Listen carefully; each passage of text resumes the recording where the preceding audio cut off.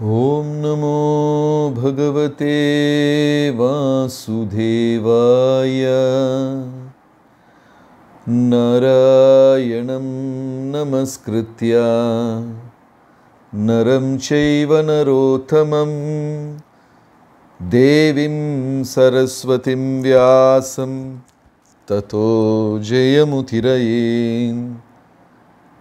हे कृष्ण करुणा सिन्धु दीनबन्धो जगत्पते गोपेश गोपिका कान्त राधा कान्त नमोस्तुते। तप्त काञ्चन गौरांगी राधे वृन्दावनेश्वरी वृषभानुसुते देवी प्रणमामि हरिप्रिये। नमो ब्रह्मण्य देवाय गोब्राह्मणहिताय च जगद्हिताय कृष्णाय गोविन्दाय नमो नमः। जय श्री कृष्ण चैतन्य प्रभु नित्यानंद श्री अद्वैत गदाधर श्रीवासदि गौरभक्त वृंदा। हरे कृष्ण कृष्ण कृष्ण हरे हरे, हरे राम राम राम हरे हरे। हरे कृष्णा। அனைத்து பக்தர்களுக்கும் என் மிக பணிவான வணக்கம். இன்னைக்கு ஜபக்குழுவில் சைத்தன்ய மகாபிரபுவின் காலகட்டத்தில் இருந்த ஒரு சிறு பாலனை பற்றி பேசப் போகிறோம்.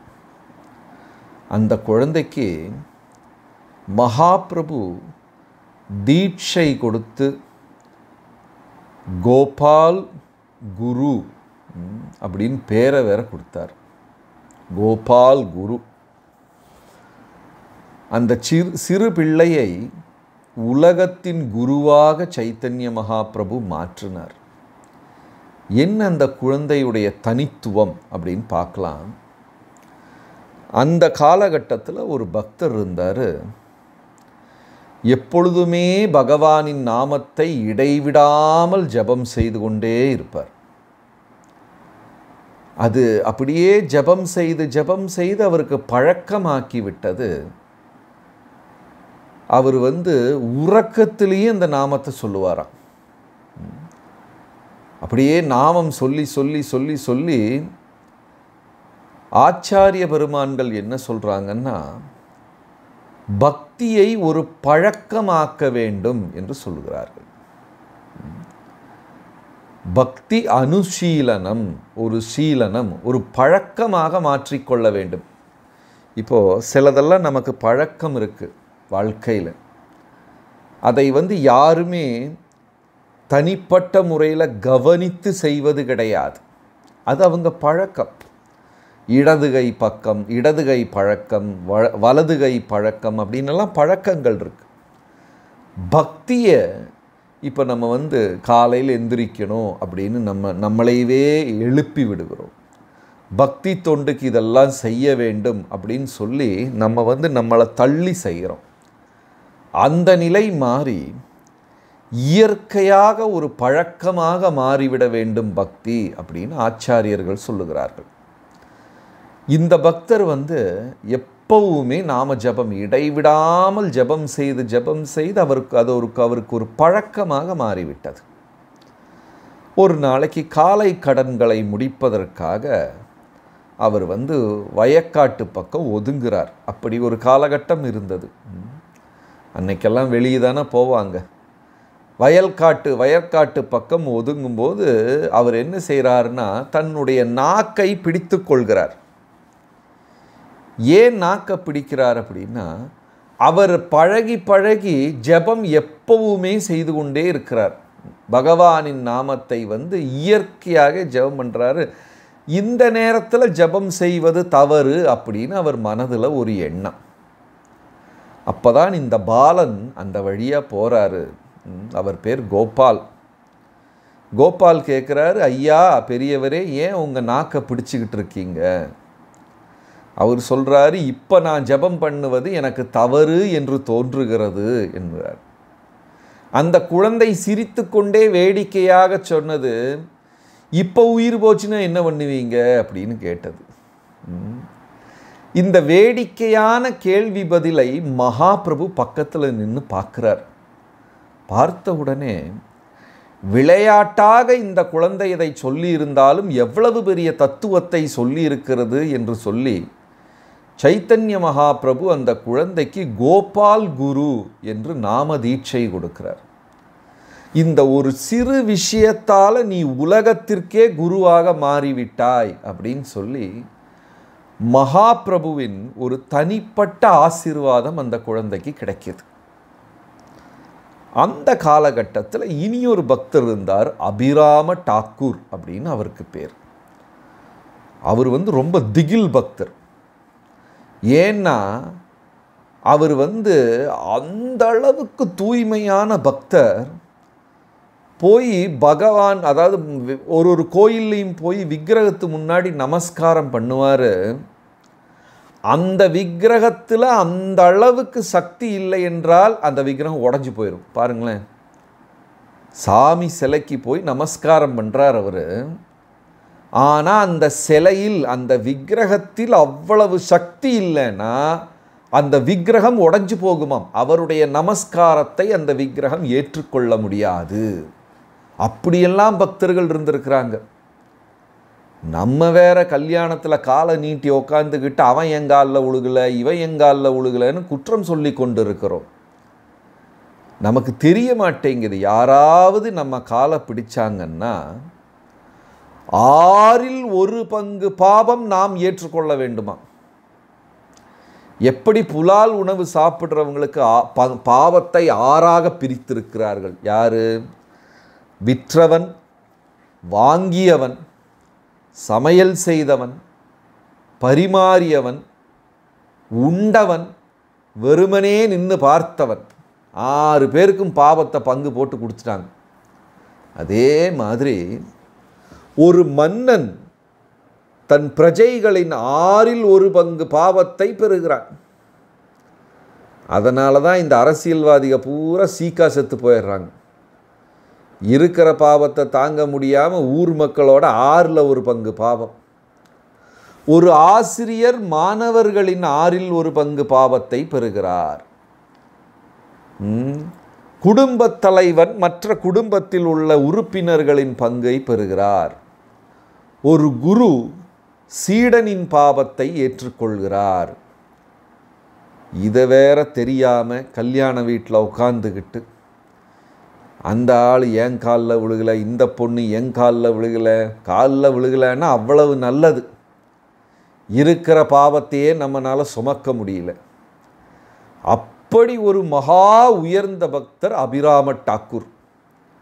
அவர் அவருடைய பக்தி தீயாக இருந்ததாம், அவ்வளவு வேகத்தில் இருந்ததாம். இவர் போய் யாரையாவது நமஸ்காரம், ஏதாவது சிலையை நமஸ்காரம் பண்ணி அந்த சிலையில் அந்த அளவுக்கு ஒரு தேஜஸ் இல்லை, அந்த சிலையே வெடிச்சிரும். அப்போ இந்த அபிராம் டாக்கூர் வர்றாருன்னு சொன்னாலே பக்தர்கள் 8 திசையில் ஓடிடுவாங்க. அவர் ஏதாவது நம்மளை நமஸ்காரம் பண்ணி சிலையே வெடிக்குதான், நம்ம தலை வெடிக்கிறதுக்கு எவ்வளவு நேரமாயிரும். எல்லாரும் ஒரு திசையில் ஓடிடுவாங்க. அப்பொழுதுதான் அந்த அபிராம டாக்கூர் இந்த குழந்தையை பற்றி கேள்விப்பட்டார். 5 வயதில் மகாபிரபுவின் ஆசியை பெற்று விட்டாரே, அப்போ அந்த குழந்தை ஒரு சிறப்பான குழந்தை, நான் போய் பார்த்து அந்த குழந்தையை வணங்க வேண்டும் அப்படின்னு அபிராம் டாக்கூர் முடிவு செய்து விட்டார். ஊர் மக்களுக்கு பூரா பயமாயிருச்சு. இந்த குழந்தைய இவர் ஏதாவது நமஸ்காரம் பண்ணி குழந்தைக்கு ஏதாவது தீங்கு விளைஞ்சு போனால் என்ன செய்ய, அப்படி பயந்து விட்டார்கள் எல்லாருமே. ஆனால் அந்த குழந்தைக்கு பயமே கிடையாது. அந்த குழந்தை சொல்லுது, நான் இறைவனின் நாமத்தை சரணடைகிறேன், அதுக்கு மேலே என்ன நடந்தாலும் அது பகவானின் முடிவு. நான் உயர வேண்டும், என் வாழ்வில் நான் தாழ வேண்டும், எல்லாமே பகவான் தானே முடிவு செய்கிறார். ஒரு சிறு புல்கொடி கூட அவருடைய இச்சை இல்லாமல், அவருடைய அனுமதி இல்லாமல் அசையாது. நமக்கு ஒன்றுமே முடிவு பண்ண முடியாது.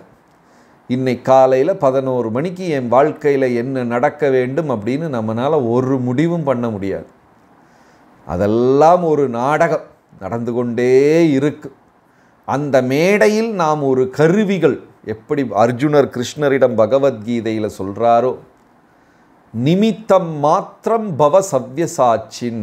அர்ஜுனா, நீ வெறுமனே ஒரு கருவியாக மாறினால் போதும், இயக்குவதை நான் பார்த்து கொள்கிறேன், நீ ஒரு கருவியாக இருந்தால் போதும்.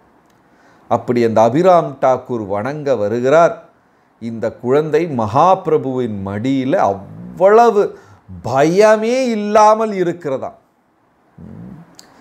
ஆன்மீகவாதிகளுக்கு பயமே கிடையாது. ஏன்னா எல்லாமே பகவானின் இச்சைப்படிதான், அவருடைய அனுமதியின்படிதான் நடக்கும். அதனால் அவங்களுக்கு எந்த விதமான பயமும் கிடையாது. நாம் செய்கிறோம் அப்படின்னு நினைக்கும் போது தான் நமக்கு பயம் வரும். அவர் செய்கிறாரு அப்படின்னு நினைச்சா பயமே வராது. பிரகலாதனுக்கு நீங்கள் பாகவதம் படிச்சீங்கன்னா 7வது காண்டம் முழுசுமே பிரகலாதனை பற்றினது. அதில் ஒரு ஸ்லோகம் கூட பிரகலாதர் ஐயோ அம்மா என்னை காப்பாற்று அப்படின்னு சொல்லவே கிடையாது. என்னை காப்பாற்றுங்கள் அப்படின்னு ஒரு ஸ்லோகத்தில் கூட பிரகலாதர் சொன்னது கிடையாது. ஆனால் இரண்யன் என்னெல்லாம் செஞ்சார். பெரிய மலை மேலிருந்து கீழே வீசுவது, கடலுக்குள்ளே கொண்டு போய் எரிவது, எரியும் நெருப்பில் போடுவது, யானை சிங்கம் இந்த மாதிரி விலங்குகளுக்கு முன்னாடி வீசுவது, இதெல்லாம் செஞ்சார். ஆனால் அவருக்கு பயங்கிறதே கிடையாது. அந்த அளவுக்கு நம்பிக்கை இருந்ததா. நான் 2 நாளைக்கு முன்னாடி உடுப்பி போயிருந்தேன். நீங்கள்லாம் எவ்வளோ பேர் உடுப்பி ஸ்ரீகிருஷ்ணர் கோயிலுக்கு போயிருக்கீங்கன்னு தெரியாது. நிறையா பேர் போயிருக்கலாம். என்ன ஒரு ஆச்சரியம், கிழக்கு வாசல் வழியாக சாமியை கும்பிட முடியாது. அது நிரந்தரமாக அடைந்து போய்விட்டதாம். ஏதோ வருஷத்துக்கு ஒரு முறை அதை திறப்பார்கள், அவ்வளவுதான். சுவாமியின் சிலை மேற்கு பக்கம் திரும்பி நிற்கிறது. 400 வருடங்களுக்கு முன்னாடி கனகதாசர் அப்படிங்கிற பக்தர் அவர் ஒரு தாழ்ந்த குலத்தில் பிறந்தார் அப்படின்னு சொல்லி கோயிலுக்குள்ள அனுமதி கொடுக்கல. கோயிலின் மேற்கு பக்கத்தில் அவர் நின்று பாடியிருக்கிறாரு, நான் என்ன தவறை செய்தேன், உங்களுடைய தரிசனம் மட்டும் போதும் அப்படின்னு தான் நினைச்சேன் அப்படின்னு அவர் பாடுறார். அவர் பாட பகவான் கிருஷ்ணருடைய விக்கிரகம் மேற்கு பக்கத்தை பார்த்து திரும்பி விட்டது. கிழக்கு கதவு அடைந்து போனது. 2 மதில் சுவர் இருக்காங்க. அந்த 2 சுவரும் உடைந்து அந்த கனகதாசர் மட்டும் தரிசனம் எடுத்திருக்கிறார். 400-500 வருடங்களுக்கு முன்னாடி நடந்த ஒரு கதை. இன்னைக்கும் யாரெல்லாம் அந்த ஊருக்கு போகிறாங்களோ அந்த கனகதாசர் இது பண்ண மாதிரி மேற்கு பக்கமாகத்தான் போய் தரிசனம் எடுக்க வேண்டும். பக்தி பகவானுக்கும் நமக்கும் உள்ள அழகான ஒரு உறவு. இதை விட ரொம்ப அதிசயமான நான் ஒரு இதை போய் பார்த்தேன். ரொம்ப வருடங்களுக்கு முன்னாடி பண்டரிபுரம் போயிருந்தோம். இந்த பண்டரிபுரத்தில் முதல் படியில் சொக்கமேரா அப்படின்னு ஒரு தாழ்ந்த குலத்தில் பக்தரை சமாதி வச்சிருக்காங்க. கோயில் படியிலேயே அவரை சமாதி வைத்திருக்கிறார்கள். அவரை கோயிலுக்குள்ளேயே விடலை. அப்படி அவர் கோயிலில் பண்டரிநாதனை பாண்டுரங்கனை தரிசனம் எடுக்க வந்தால் கல்லால் அடித்து மரத்தால் அடித்து அவர் தலையை உடைத்து துரத்தி விட்டுருவாங்க. அவரும் நிரந்தரமாக முயற்சி பண்ணிக்கிட்டே இருந்திருக்கிறாரு. அவருக்கு நிரந்தரமாக அடி கிடச்சிக்கிட்டே இருந்திருக்குது. பாருங்க, நம்ம எந்த விதத்தில் மற்றவர்களிடமிருந்து உயர்ந்தோம். இது எளிமை. பக்தினா எளிமை. ஏதோ ஒரு விதத்தில் ஆணவம் வந்துடுது. ஒரு வாரம் கரெக்டாக காலையில் எந்திரிச்சு ஜெபிச்சுட்டோம்னா அவ்வளோதான், போச்சு. நான் ஏதோ சொர்க்கத்திலிருந்து இறங்கி வந்தவன் அப்படிங்கிற ஒரு எண்ணம் வந்துடுது. தலையை சுற்றி ஒளிவட்டமெல்லாம் வந்துருச்சோ அப்படின்னு ஒரு சந்தேகம். எல்லாருமே என்னது, பிறப்பால் தாழ்ந்தவர்கள்தான். பயிற்சியால் மட்டுமே நாம் உயருகிறோமே தவிர யாருமே பெருசுக்கிறதுக்கெல்லாம் கிடையாது. இந்த ஆணவம். வேடிக்கையாக நான் ஒரு சின்ன ஜோக்கு படித்தேன். தீக்குச்சியும் தீப்பெட்டியும் பேசிக்குதான். அப்போ தீக்குச்சி கேட்குதான் தீப்பெட்டிக்கிட்ட, நம்ம 2 பேருமே உரசிட்டமே, எனக்கு மட்டும் தீ பிடிச்சது, உனக்கு ஏன் தீ பிடிக்கல அப்படின்னு தீக்குச்சி தீப்பெட்டிக்கிட்ட கேட்டுதான். உடனே தீப்பெட்டி பதில் சொல்லுச்சா, நான் உள்ளு ஒன்றுமே இல்லைன்னு நம்பிட்டு இருக்கேன், காலின்னு நம்பிட்டு இருக்கேன், ஆனால் உனக்கு தலைகணம் அதான் தீ பிடிச்சிருச்சு அப்படின்ச்சான். ஏன்னா தீக்குச்சிக்கு தலைகணம் இருக்குது பாருங்க, அவ்வளோதான். ஆணவம்தான் மனிதனை அழித்தது. அப்போ இந்த பக்தரை எவ்வளவு முயற்சி பண்ணியும் கோயிலுக்குள்ளே விடவே இல்லை. அப்புறம் சிறு காலமாக யாருமே இந்த பக்தரை கொஞ்ச நாளாக பார்க்கலை. அப்போ அந்த ஊரில் ஒரு பெரியவர் கேட்குறாரு, எங்கப்பா இவரை காணமே, இந்த ஏரியாலெல்லாம் சுற்றிக்கிட்டு இருப்பாரே அப்படின்னு. உடனே ஊர் மக்கள் சொல்கிறாங்க, அவர் கொஞ்சம் தொலைவில் ஒரு வேலை, ஒரு மதில் செவர் கருங்கல் வேலை செய்து கொண்டிருந்தார். ஆனால் அந்த கல் இவர் மேலே விழுந்து அவர் இறந்து போனார் என்று சொன்னார்கள். ஒரு நடந்த விஷயம், 300 வருடங்களுக்கு முன்னாடி நடந்த விஷயம். உடனே பக்தர் இவர் இறந்த இடத்துக்கு போகிறாரு. உடம்பெல்லாம் அப்படியே அரிச்சு புழுவால் அரித்து இதாகிவிட்டது, அழிந்து போனது. எலும்புகள் மட்டும் அங்கே கிடக்குதான். அந்த இடத்துல அந்த மனிதருடைய, அந்த பக்தருடைய எலும்பு கிடக்குதான்.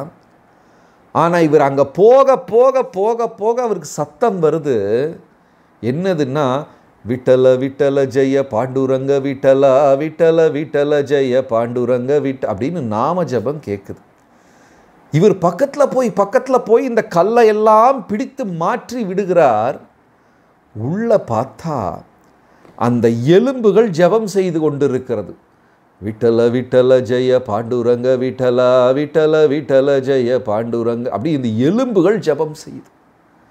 அந்த எலும்புகளை மாரோடு அரவணைத்து விட்டு கேட்டாராம், இவரையா நீங்கள் தாழ்ந்த குலத்தில் பிறந்த மனிதர் என்று சொன்னீர்கள் அப்படின்னு சொல்லி கோபத்தில் அந்த பெரியவர் அந்த எலும்புகளை கொண்டு பாண்டுரங்கன் சந்நிதியில் முதல் படியில் வச்சிட்டார், சமாதி. இனி பாண்டுரங்கனை வணங்குவர்கள் இவரை வணங்கிவிட்டு போனால் போதும் என்று சொன்னார்கள். அப்படி ஒரு நம்பிக்கை. இப்போ நம்ம நாம ஜபம் செய்யறது நமக்கும் பகவானுக்கும் நடுவில் இருக்கிற அழகான உறவை வளர்த்துவது. இந்த உறவு நம் சிந்தனைக்கு அப்பாற்பட்டது. இந்த உலகத்தில் நம்ம யாருக்கிட்டையுமே அப்படி ஒரு உறவை வளர்த்தி கொள்ள முடியாது, அதற்கு அப்பாற்பட்டது. ஹரே கிருஷ்ணா. நன்றி, வணக்கம்.